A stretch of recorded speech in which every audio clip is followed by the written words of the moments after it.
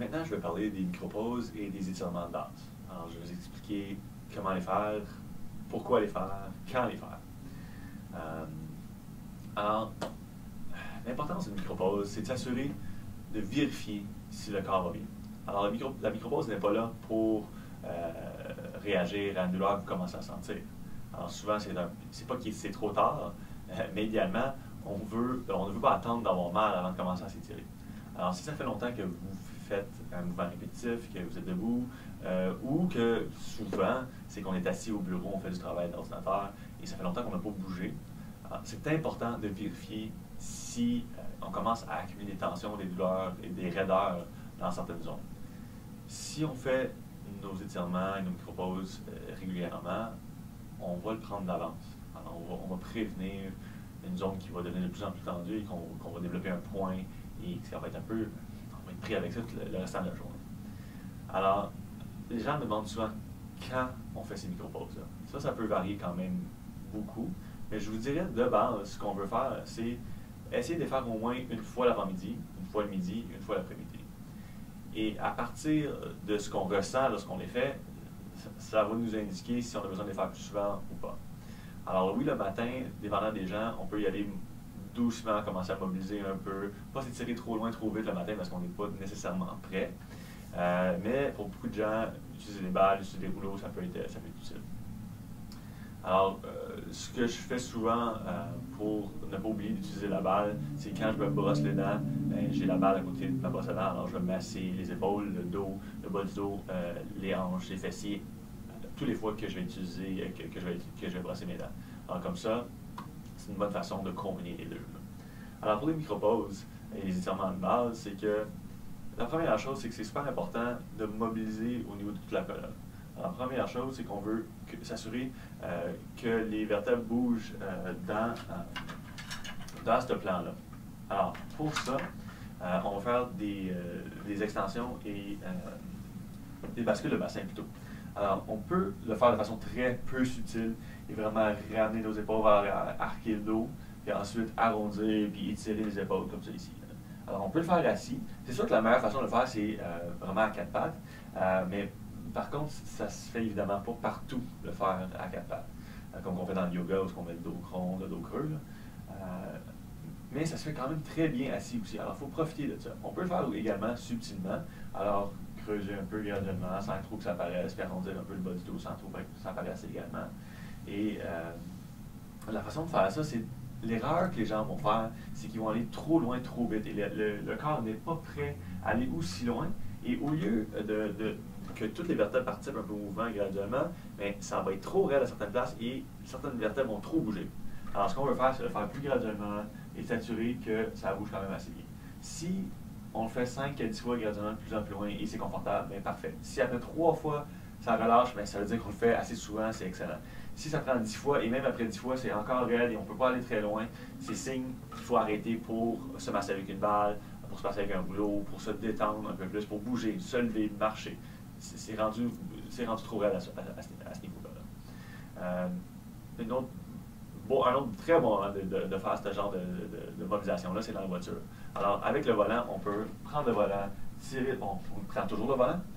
Alors, on tire dans le volant, on pousse dans le volant, on tire dans le volant. Vous allez voir, juste là, en faisant ça graduellement, il y a déjà une zone qui a craqué un peu. Et le but, c'est pas que ça craque ou pas, c'est que j'avais une zone qui bougeait moins bien. Et quand j'ai fait les mouvements graduellement, bien, finalement, cette vertèbre-là a commencé à bouger aussi. Alors, il y a juste une petite cavitation parce que là, l'articulation est ouverte assez pour que ça commence à bouger. Alors, encore une fois, on pousse un peu dans le volant, on tire un peu dans le volant. Et le but, c'est vraiment de mobiliser dans ce plan-là les vertèbres pour qu'ils bougent bien. L'autre plan qui est important de travailler, c'est au niveau avant-arrière comme ça. Alors, ce que je veux dire, c'est pas nécessairement de faire des rotations. On peut faire des rotations, ça peut être bien. Mais les rotations, pour certaines personnes, c'est un peu extrême, c'est drôle à dire, là, mais il faut être réchauffé avant de faire des rotations. Alors, vous pouvez les faire vraiment très, très, très doucement vos rotations. Et le but, c'est s'assurer que ça bouge quand même un peu partout. Alors, si vous les faites trop vite, trop loin, encore une fois, on peut vous laisser certaines zones. ce que je veux que vous fassiez, c'est de bouger le bassin aussi, c'est de mobiliser l'articulation entre le sacrum et l'ilium ici, puis de bouger cette articulation-là, qui a déjà tout le poids de notre corps quand on est assis ou debout. C'est important que ça bouge quand même bien. Et en même temps, on va mobiliser au niveau des hanches aussi. Alors, on est assis comme ça, le but c'est de bouger puis reculer la hanche et le bassin. Alors, quand je fais ces mouvements-là, c'est j'avance mon genou droit et je recule mon genou gauche. Je recule mon genou droit, j'avance mon genou gauche. Le but, c'est de mobiliser avant-arrière comme ça. Pas tourner le tronc. Puis même si vous n'êtes pas sur quelque chose qui roule ou qui tourne, aucune importance. L'importance, c'est d'avancer, de reculer et de faire bouger au niveau des ailes. Alors, je le sens ici, je sens que ça mobilise ici et que ça étire en arrière dans le dos également. Alors, ça mobilise au niveau de mon sacroiliac également. Alors, si je mets mes mains dans le dos, je vais le sentir bouger au niveau de mon bassin. Alors, c'est primordial, c'est vraiment important de mobiliser au niveau du bassin comme ça. Alors, en voiture, assis, on prend le temps de quand même faire ça de temps en temps. Et souvent, on a besoin d'arrêter ce qu'on fait. On n'a pas besoin d'arrêter pour faire ce genre de mobilisation-là. Au niveau des étirements de base, quand on est assis, je vous les montre assis parce que c'est vraiment c'est la façon la plus probable que vous allez les faire. Si je vous les montre couchés, mais il y a des bonnes chances que les gens, qu'on le fasse moins, carrément. Alors, si vous êtes assis au bureau, très facile de croiser votre jambe, gardez votre pied sur votre genou, mettre la pression, votre coude sur votre genou. Même, vous pouvez le faire subtilement sans mettre de pression et juste garder votre dos droit et incliner vers votre pied. Alors, encore une fois, c'est subtil, ça tire au niveau de ma fesse. Si je veux arrondir, mais je peux arrondir le bas du dos en même temps, puis je peux étirer le bas du dos. Alors, le bas du dos, on peut le faire en étirant la fesse, mais on peut aussi le faire sans étirer la fesse. C'est juste étirer. On peut le faire avec le bas dans les airs, on peut le faire en bas. L'important, c'est qu'on étire dans un angle en particulier. Alors, on peut aller plus sur le côté, on peut aller plus en diagonale, on peut tourner, on peut ouvrir. Mais si on fait cet étirement-là, il ne faut pas que ça pince du côté qu'on penche. Il faut que ça étire de l'autre côté. Et encore une fois, il faut que l'étirement soit homogène. S'il y a une place qui tire trop, c'est signe qu'il faut masser cette zone-là. On prend les balles, on relâche un peu si ça tire trop. Alors, ça veut dire qu'on le fait passer souvent aussi si ça tire trop. Et souvent, on va avoir des surprises. Waouh, ça tire vraiment plus d'un côté. Ça veut dire qu'on peut faire nos micropauses un peu plus souvent. Alors, on n'oublie jamais de faire de l'autre côté. Et si vous voyez que vous croisez toujours les jambes, et vous êtes toujours rendu comme ça, c'est vraiment un signe que vous devriez faire vos micropauses à ce moment-là. Alors, si vous sentez vraiment la nécessité de vous mettre croche, faites quelques étirements. C'est vraiment un très bon indicateur. Alors, si à chaque fois que vous faites une micropause, ça tire trop, il faut le faire plus souvent. Alors, si ça tire un peu plus que vous pensiez, faites-les pas, attendez pas à midi, faites-les dans une demi-heure plus tard pour être sûr que ça bouge quand même bien.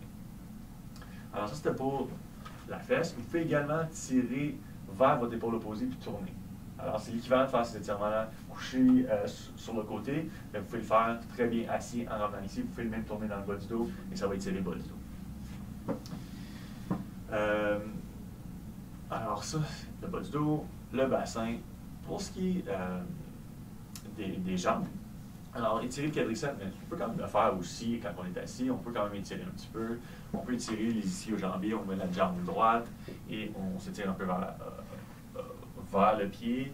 Si on ouvre la jambe et on va vers l'avant, ça tire un peu plus au niveau de l'aine, ça tire ici. Alors, ça peut être une bonne idée de faire ça de temps en temps. On peut remonter les orteils pour pouvoir étirer le mollet également. Alors, comme je dis, vous montez ici.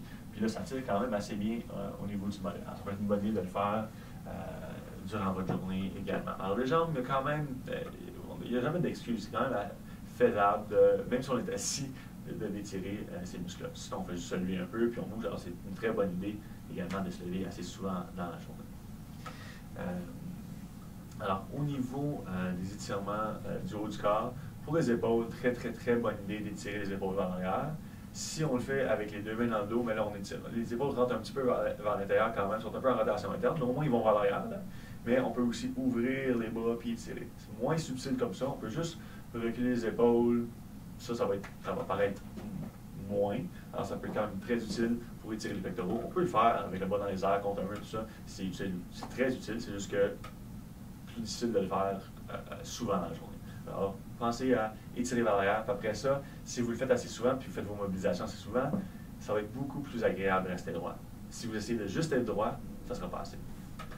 Pour le cou, et combiné avec les épaules, oui, on peut étirer l'épaule vers l'avant aussi, très utile dans différents angles. On peut étirer l'épaule vers l'arrière, comme je vous disais, mais on peut aussi mettre l'épaule dans le dos, même l'amener dans le dos comme ça ici, et d'étirer notre cou en même temps. On peut garder l'épaule vers le bas. Comme ça étire les muscles qui vont de l'épaule au cou, du dos au cou, et changer les angles comme on faisait dans le dos. On peut aller vers l'avant, on peut aller sur le côté, en diagonale, on peut aller sur le côté comme ça.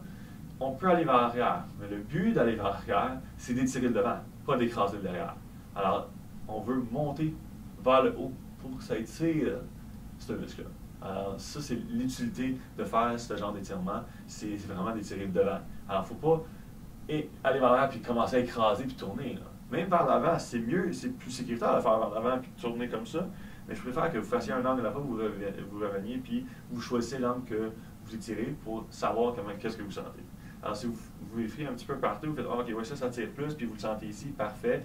Ça tire égal, encore une fois, parfait. Si ça tire du côté où vous penchez, ou ça tire à une place en particulier, c'est vraiment signe que vous devriez masser cette zone-là. Pas besoin de masser fort, le but c'est monter, descendre un peu, relâcher ce point-là. Vous pouvez mettre un point de pression puis le venir un petit peu aussi. Et après ça, vous vérifiez si vous êtes capable d'étirer sans que ça tire trop là. Et souvent, oui, ça va être plus confortable.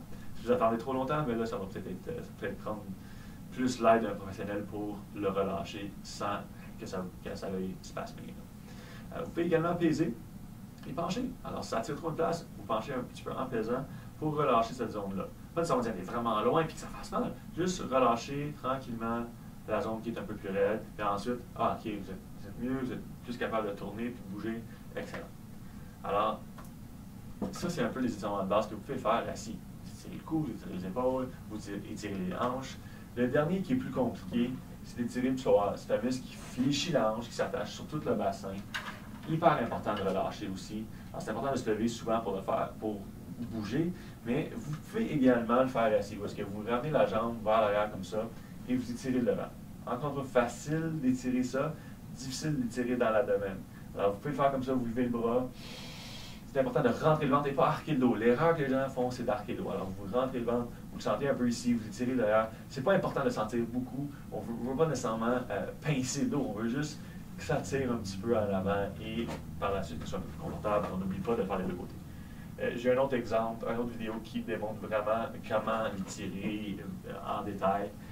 Ça peut vous mener de vérifier à ce niveau-là. Mais l'important, c'est que vous fassiez pas mal au bas du dos quand vous faites cet étirement-là.